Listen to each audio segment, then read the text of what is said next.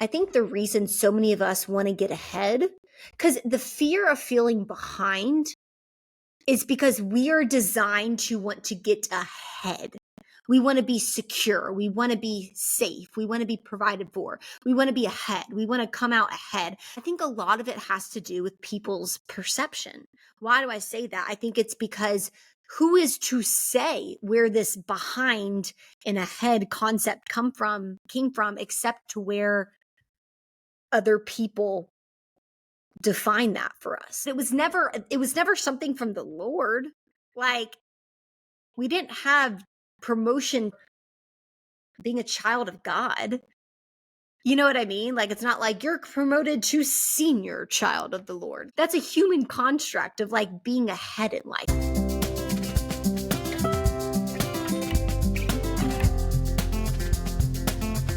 Hey folks, happy Thursday. I'm actually recording this on Friday. I'll be honest, I was putting off recording this entire week. I am typically very disciplined about like every Tuesday. Tuesdays are like my podcast day that I intertwine. There is a fly. Ugh, I've not had a fly in so long. So long. The cleaners are about to come, so hopefully they have some like fly I don't know, spray or something. But all that to say, I put off recording this episode, and I'm typically not like the procrastinating type. If I know I have to do something, I'm just like, we're doing it. Also, I do like Tuesdays are my podcasting day. I knock out my interviews, I knock out my Heart to Yours Thursdays, all the good stuff. I procrastinated this week, and it is now Friday. I think honestly, if I were to take you under the hood a little bit, it wasn't even just procrastination. This week,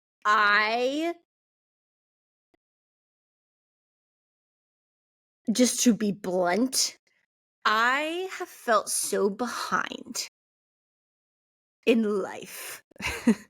What a massive statement. That's like, what do I even mean by that? I don't know. I don't know why. Well, I do know. I think like I just with twists and turns with a lot of things, I'm like trying to really figure out like, when you have your picture in your head of where you should be by now, whether that's in your career or in your relationship or maybe you're married and like you've been wanting to have kids for a couple years and you're in your early 30s and you thought you'd have 2 kids by now, but you can't get pregnant, like things like that. Maybe you're a high school graduate and you thought you would know where you're going to college by now because about everybody else seems to, and you still have no idea what you're doing next year. Whatever it is, like we all kind of have these moments, these seasons, whatever have you, where we just feel behind. And I actually I'm going to recommend this podcast to you because this concept of feeling behind, I'm going to try to tackle it today from like a biblical perspective, because this was really on my heart this morning, and something I saw in the scriptures kind of really helped me. But I also want you to check out Mel Robbins did like an hour and a half long podcast episode on feeling behind in life. And it really blessed me yesterday. And she's not like, hers isn't a faith-based podcast. It is a secular podcast, but she it spoke to my spirit. Like, she was preaching, and everything she was saying really does like line up with scripture. I mean, in regards to these false timelines we put on ourselves to having like certain things figured out by now. I mean, all of that, it's not biblical. Like Jeremiah 1:5, before I formed you in the womb, I knew you. Before you were born, I set you apart. Like, God knew you before you were born. Not the world, not their timelines, not these preconceived notions of where we should be right now and what success looks like and all these things. Like, God knows what success looks like for us, and God knows what's good for us. And I remember being in a season of life. I was talking with a friend this week, and she's feeling very behind in her career, and she feels like she's not. And so I can relate to this. I have so felt this way at times in my life. And I also feel that way in other areas of my life currently.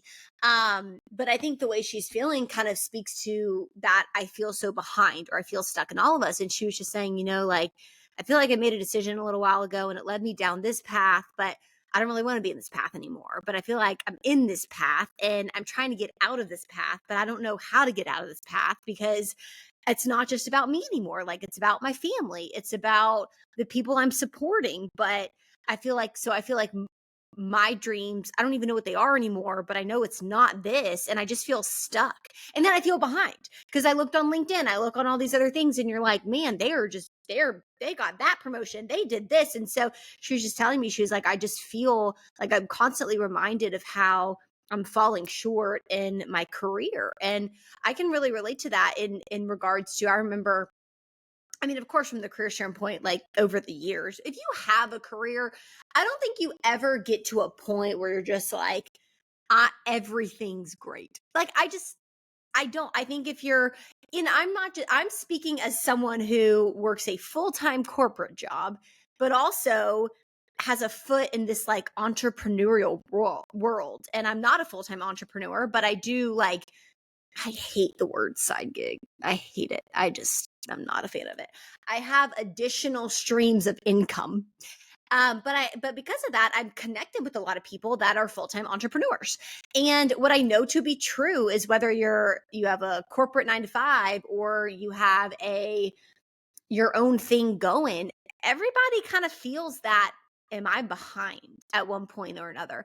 It might not even be career related. Like I remember when I was in that season of singleness, and I wrote a whole book on it because I felt so behind. Shout out, not single, not incomplete. But I remember being in my season of singleness and all my friends were getting engaged. I remember the exact day I was sitting, this was at a company I worked at like 3 years ago. I was sitting and I sat in between two of my, at the time, very dear friends, and they still are to this day, amazing people. And I remember we were all A's, like our names all started with A. And I really do love these girls. And they both came in, like, again, I'd been single for a while. And it's not like I was single and like wanting to be single. I was ready to settle down, like ready to find my person. God didn't have my person for me yet. And I remember sitting there at work the day that after the weekend they had both gotten engaged. They had both gotten engaged the same day, that the same Saturday, which was wild. And I was so happy for them. But yeah, part of me when I was sitting in between them at work and that entire day, people just kept coming up saying, congratulations, congratulations. I would be lying through my teeth if I said I wasn't sitting there feeling behind and like, man, I don't even have a date to their wedding. Like, that's where I'm at right now. I feel so behind.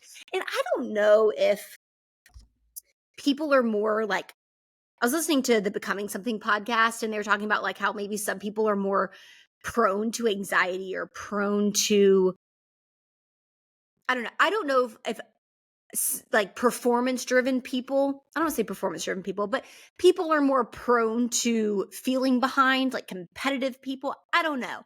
All I know is if they are, I have those genetics. I am in that camp. I feel like my little brother, he is so confident with where he's at in life. My older sister, same way. Like they're so confident. My older sister literally, when she graduated college, she decided to go teach in Thailand for 2 years, came back, got a corporate job, decided that wasn't for her. At like 27, decided to go to flight school and was in flight school with people that were in college because typically you decide that a little bit earlier on. But now she's on her way to becoming a pilot. Like she was so okay with being older and in a season of life that a lot of people younger were in. Whereas someone like me, my competitive self would be like, no, I'm older. I should have it figured out by now. I should be like 10 steps ahead right now. That's my nature, is to be like, I should be here and here and here and here and they're over there. So I need to be over here. And where does that come from? I don't know. But I do know it's not from God. Because God is not the author of confusion. And a lot of times this feeling behind in life, it leads to confusion because behind in what? You know what I mean? Like if you actually ask yourself, like I've been asking myself the question recently, like behind in what, Annie? I mean, truly, like behind in what? Let's take when I was single, for example. Okay, you feel behind because you don't have a husband or a fiance and your two friends do. Okay, well, do you want to go find one? Because if you really tried, girlfriend, like if you really tried, you could go find a husband tonight. You could. You could go. If you really, really were intentional about it, you could find one somewhere. But you don't want to do that. Why? Because you don't want to get stuck with some crazy person that would be okay with that. You know what I mean? So, like, you're not behind when it comes to God's plans for you. I also know that you're never going to worry or stress or compete your way into what God has for you. You're just not. Like, you're not, if you feel behind in an area, you are not going to fix feeling behind by competing your way to getting there. There's a podcast Toby Mac did with the Leskos, and he said, I never kicked down any doors. That's the way I lived my life. I never kicked down any doors. I prayed to God, only let me walk through the ones that you open. And what a beautiful illustration for the freedom that comes when we give things to Christ. Like, if we literally looked at our life and said, okay, God, when I feel behind in an area, my tendency, someone of you may like shut down. For me, my tendency is to start breaking down walls and like kicking down doors and figuring out how can I bust my way through to getting ahead. That's my tendency. And that prayer really blessed me because I was like, okay, whoa. I'm never gonna kick down the doors my way to feeling peaceful about where God has me. I want to live my life in such a way that I have the discernment not to kick down doors, but to know when to walk through the doors that only God could have opened. A prayer I have been praying recently, in a season where there's so much change going on, and I'm about to get married, which is fantastic. I am so excited. But you have these little moments where you're like, whoa, I'm about to get married. So exciting. But like, I'm no longer going to be Annie Mayfield. What's that about? That's crazy. Like, even I've always been Annie Mayfield. Always. I love Annie Mayfield. And like, just little things like that. And I think for me, I'm so excited. Like, I'm thrilled. And it is an answered prayer times a bajillion. Like, it's an answered prayer times a bajillion. But I'm trying to say this so you can relate it to that thing in your life that typically when we feel behind in certain areas, if you really track it, it's because we also feel out of control in a degree. You know what I mean? Like, if you have fear of something, whether that's the future or not being good enough or not being ahead, and so you're feeling behind, you're simultaneously feeling out of control in that area.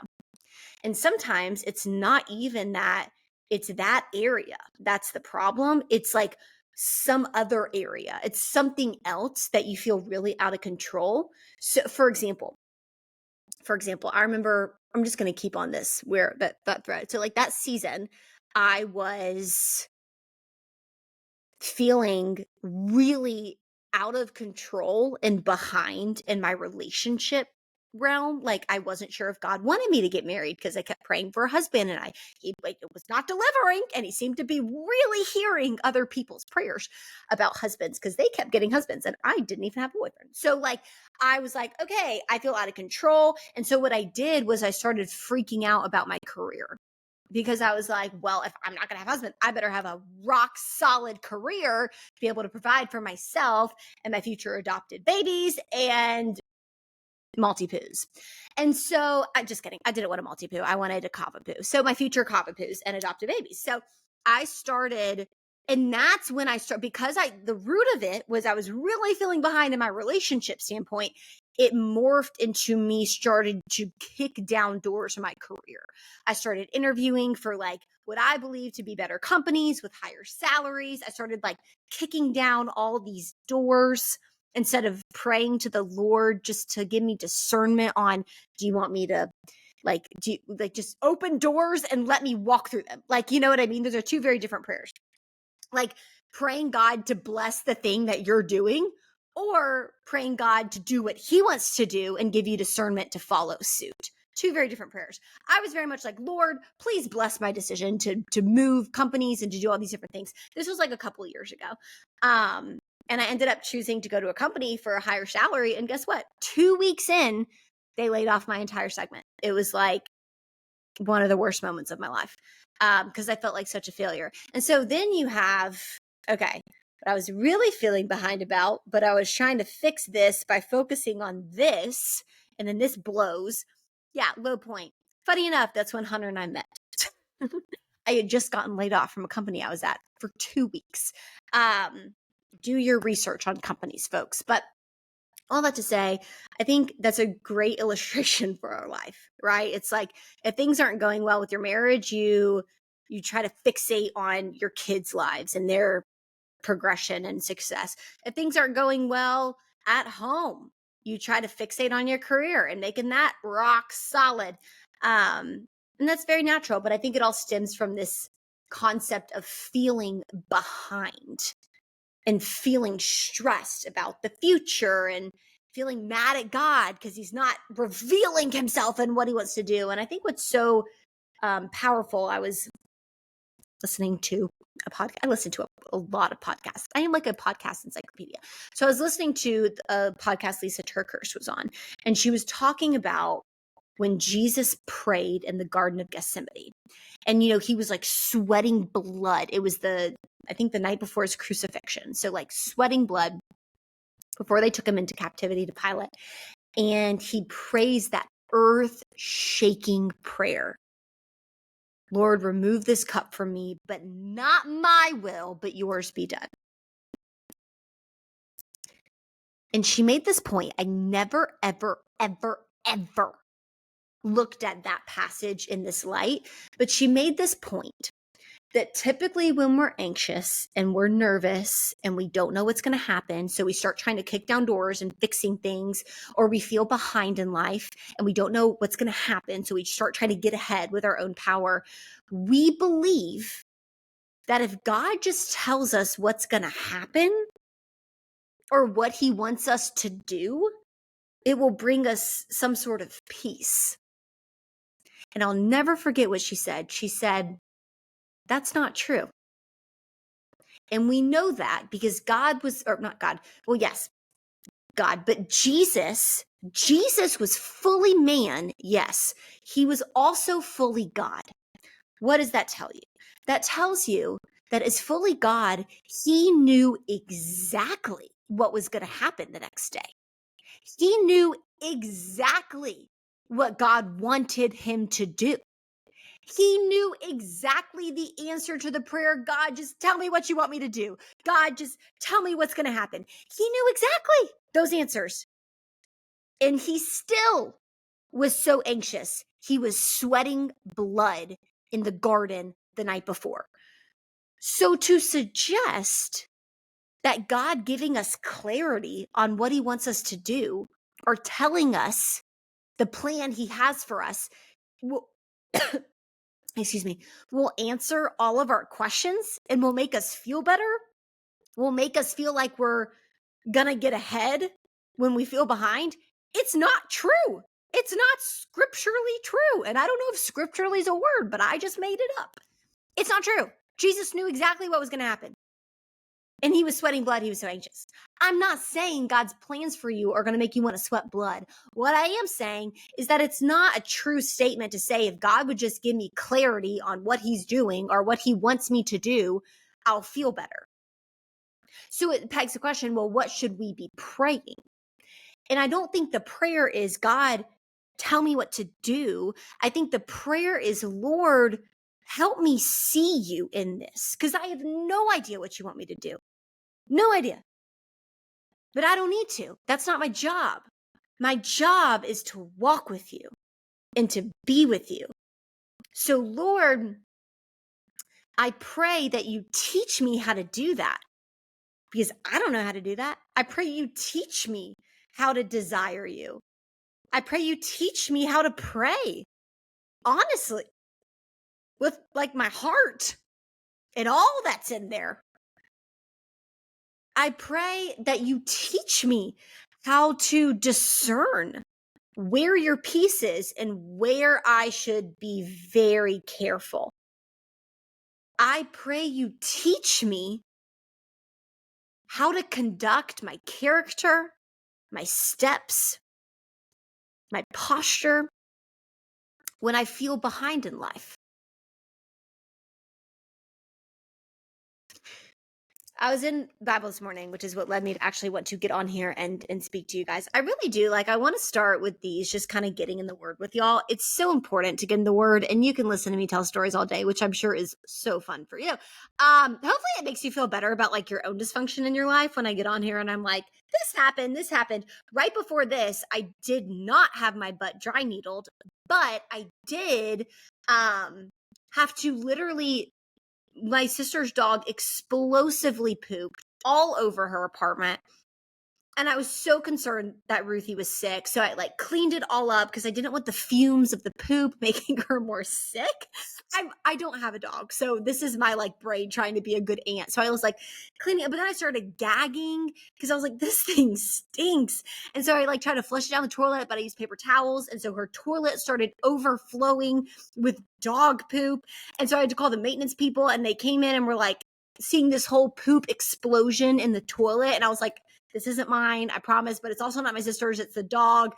Long story. I did not put my dog on the toilet to poop. It's just long story. So that's literally what I did right before this. And so I hope that me sharing that makes you feel better about your own dysfunction each week. All that to say, I do want to be more intentional about just getting in the word, because like getting in the word of the Lord, you don't need a pregame for it. Like, I think stories are fun, but I never want you to leave this podcast feeling like you need like a good story of mine to like warm you up into getting into the word, into the message. It's like, no, like we literally can just start with the word of God and end with the word of God. Like it is sufficient. It is enough. And I always encourage you to get in the word yourself. It really does change your heart. Like it's not for God. It is for us. That's why he made it, and that's why he wrote it. And if you ever want to hear from God, read the Bible out loud. I think John Piper said that. But okay, this morning I was reading, and it was basically it was in Matthew 20:17, and it was talking about how Jesus is going to Jerusalem, and he was basically predicting his death for the third, not the first, not the second, but the third time for the disciples. And he said, look, we are going to go up to Jerusalem. The Son of Man will be handed over to the chief priests and the experts in the law. They will condemn him to death and will turn him over to the Gentiles to be mocked and flogged severely and crucified. Yet on the third day, he will be raised. This whole week, I've been feeling so behind in certain areas of my life. And I read this and I'm like, okay, whoa. Whenever we're feeling something, like if I'm ever feeling an emotion that's so heavy and it sometimes makes me like irritated with God, there, I said it, irritated because I'm like, I feel behind in life. Like, why do I feel this way? Like, I feel stuck. Why do I feel stuck? Like, you're sovereign, you're powerful. Like, why am I here? Whenever I'm wrestling with those kind of emotions, any type of emotion that makes me want to not get in my Bible, that makes me want to not talk to God about it, I'm always reminded when I do get in the Bible that Jesus experienced all of those emotions, and we are to follow suit on what he did. Literally here, he's saying he's going to be condemned to death, mocked, flogged, crucified.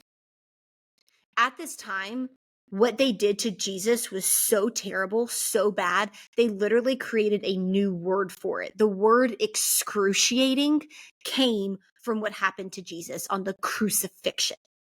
That word did not exist before Jesus. I found that out from Hunter in his book he read the other day. And so if Hunter's wrong, y'all can get mad at him, but fact check me. Excruciating. So you're telling me Jesus, like talk about feeling behind in life. Jesus was in heaven with the Lord, where things are perfect, where things are pristine. It's perfect. It is perfection.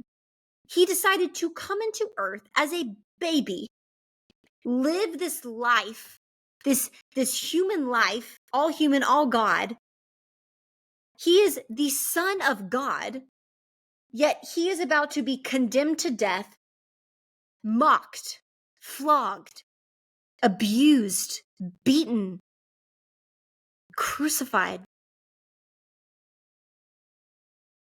dead. The author of life, dead. Talk about feeling behind. You know what I mean? Like, if anyone had a right to feel behind, say it's Jesus. You know, like, I was in heaven, seated in a heavenly place and on a majestic throne, and now I'm here. And you see this theme throughout the Bible, like David anointed as king, and then it was like 14 years before he actually became king. He was a harp player, and then he was a DoorDash delivery boy to his brothers in the battle. Like, you know what I mean? There's this theme of the more and more you are really living out almost like your God-given position, it's almost like the more behind you're gonna feel. And what's so cool is when you continue, I think the reason so many of us want to get ahead, because the fear of feeling behind is because we are designed to want to get ahead. We want to be secure. We want to be safe. We want to be provided for. We want to be ahead. We want to come out ahead. I remember last year I was talking to a friend and she was like, this was the first year in years my family came out ahead financially. And I was like, that's awesome. But it makes sense. It's like we want to come out ahead. But why? I think a lot of it has to do with people's perception. Why do I say that? I think it's because who is to say where this behind and ahead concept came from, except to where other people define that for us. You know, like behind was never a concept. Ahead wasn't a concept. And not only was it like I mean, it is a concept, but it was never something from the Lord. Like, we didn't have promotion tiers of ministry or being a child of God. You know what I mean? Like, it's not like you're promoted to senior child of the Lord. Like, you're promoted to child of the Lord level 6, level 6B. Like, that's not a thing, you know? That's a human construct of like being ahead in life, like getting a promotion, moving up. But I think it stems from what other people think of us. You know, like, how many decisions have you made? How many stupid decisions have you made because of what other people thought of you? I mean, I could raise like both hands and all my toes. I've made so many stupid decisions based off of what people thought. I remember that corporate company I jumped to a couple years ago that ended up like unfolding in 2 weeks. The reason I went was the higher paycheck, but also I had a higher title. I cared about what people thought. Like, I was not going to go to a company where I got a lower title because I did not want to post that on LinkedIn. Like, yeah, I am one of those. I am one of you. And it's something I struggle with. And I think that, like, when we really get honest about what that leads to, it's this fear that we are not sufficient unless other people say we're sufficient, think we're sufficient, believe we're sufficient. That's why we feel like we need all these ornaments and titles and number of kids and then our kids' titles and make us feel sufficient, not in God's eyes, but in other people's eyes. And especially as believers, I know I would say we're less prone to think that God doesn't care about the accolades, but we still operate as if we believe other people do. And they do, but that we need that to feel enough. And what's so cool is like Jesus went through all of that, the flogging, the mocking, the crucifixion, the death, the resurrection, the beating up the devil in hell, and then like coming back up. And like he went through all of that, and people still doubted. People still didn't believe. People still mocked him. people still do mock him. I was watching a show the other day on Netflix, and I can't remember which one it was, but they literally said said his name in vain. It was like a funny show too. And I was like, I'm not watching this, and you might say that's like dramatic, but I'm not going to watch someone say that his name in vain and trying to be funny, that's not funny to me. And you think about everything Jesus went through, and people still mock him. They still call him names. They use his name to degrade other people, to degrade situations. They commit evil in his name. They blame God for things that God never promised. They insult his character because they're not willing to do the work and actually get intimate with the reality of what the scriptures say. They're leaning on their intellect without challenging their intellect to realize science in the Bible makes sense. Politics in the Bible makes sense. Nature in the Bible makes sense. Family in the Bible makes sense. Like, they're not looking into it. I say that because I think when we're behind and we're trying to get ahead, our thought process is, if I can just get ahead, if I can just get that promotion, if I can just get that kid, get pregnant, if I can just get my kid in that school, if my kid can just have that kid, if I can just have the perfect wedding, if I can just have the perfect body, if I can just have a salary that really reflects what I'm doing, if I can just have the house on that corner, if I can just have the Instagram account that has that many followers, if I can just have the billboard or the storefront in New York City, if I can just do this full time,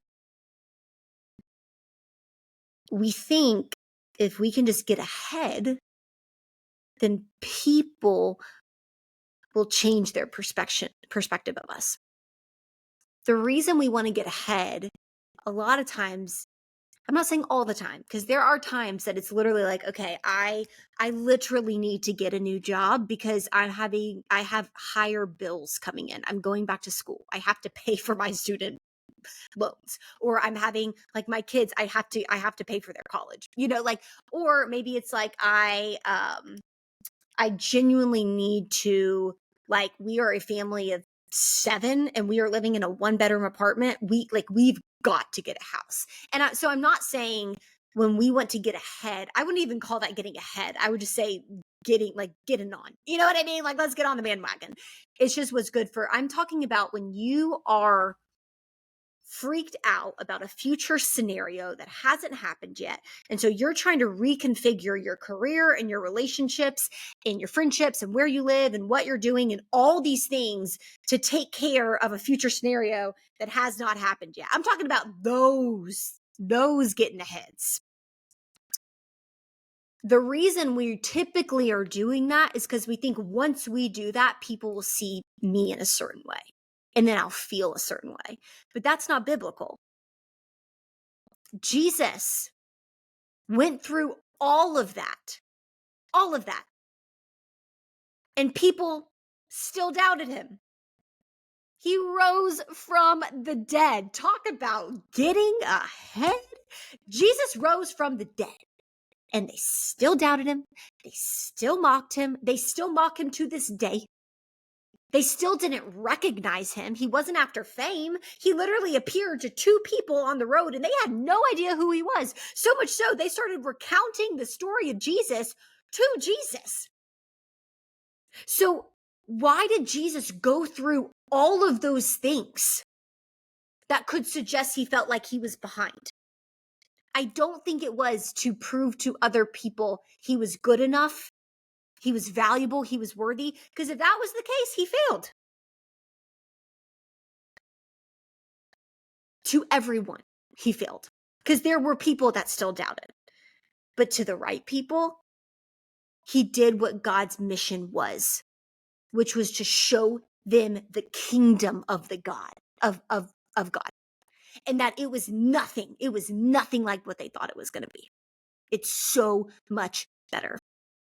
But if Jesus defined his ability to get ahead and his purpose to get ahead, his purpose to rise from the dead was so that no one would doubt him, no one would mock him anymore,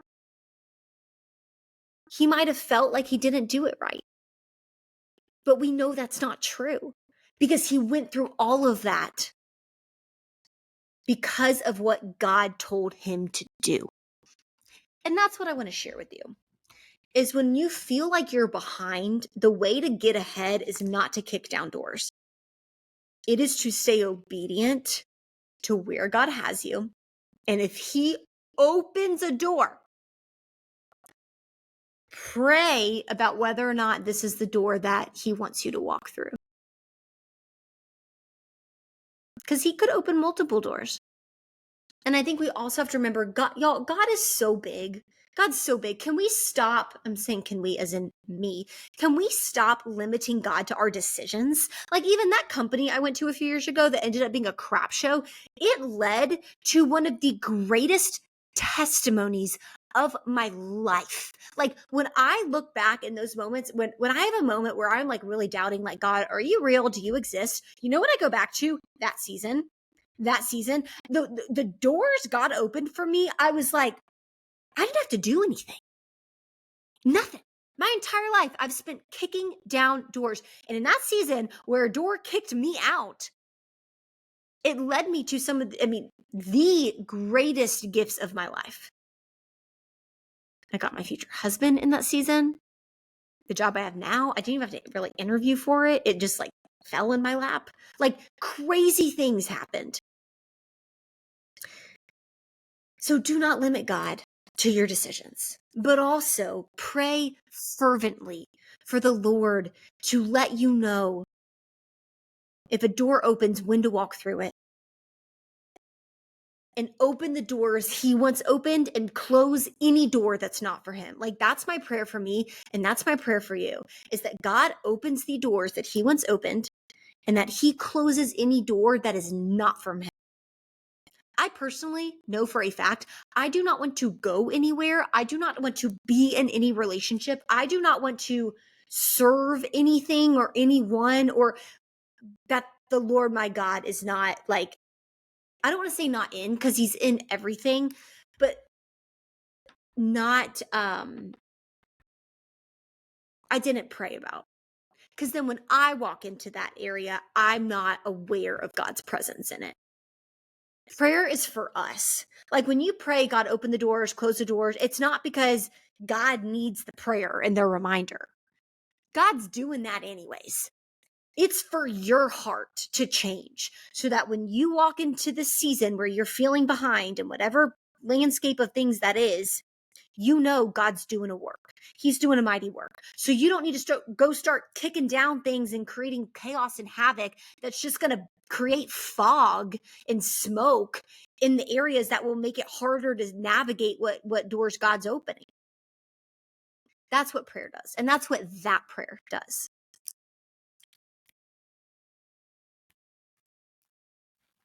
Get in your Bible, folks. It's convicting. Heavenly Father, thank you for who you are.